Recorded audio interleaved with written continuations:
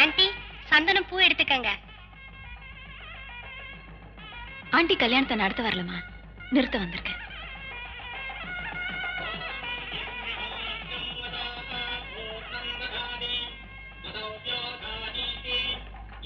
Congratulation.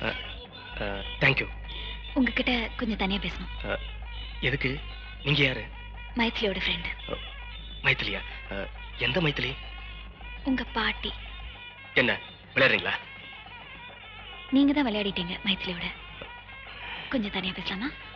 நான் பேசிக்கிறேன், மைத்திலியோட அப்புறமா பேசிக்கிறேன். எப்பறம்? இப்ப நான் தான் அவளோட பவர் ஆஃப் அட்டார்னி. கூட படிச்சவ வந்திருக்கேன், கூட படுத்தவன தட்டி கேட்க.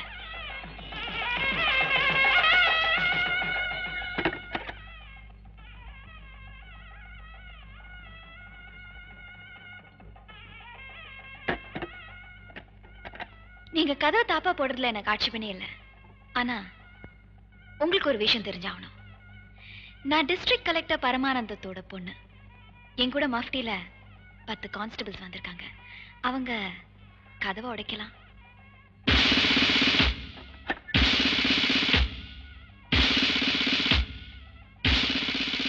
ஓகே, கல்யாணத்துக்கு முன்னாடி கேட்டா தப்பு இல்லைங்கிற எண்ணம் மைத்திலி மனசுல இருந்தனாலதான் அவ அந்த தப்புக்கு சம்மதிச்சா. நான் தான் முதலாளுங்கிறது என்ன நிச்சயம்? அந்த சந்தேகம் எனக்கு வந்தனாலதான் அவளை எனக்கு பிடிக்கல.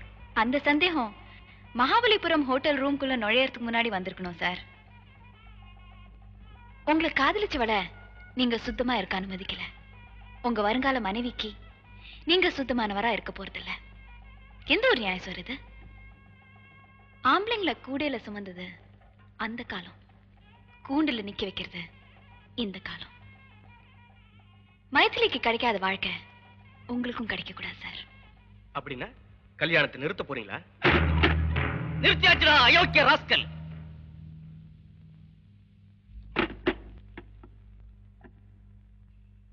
எல்லாத்தையும் கேட்டுக்கிட்டு தாமா இருந்தேன். என் பொண்ணோட வாழ்க்கையை காப்பாத்திட்டீங்க.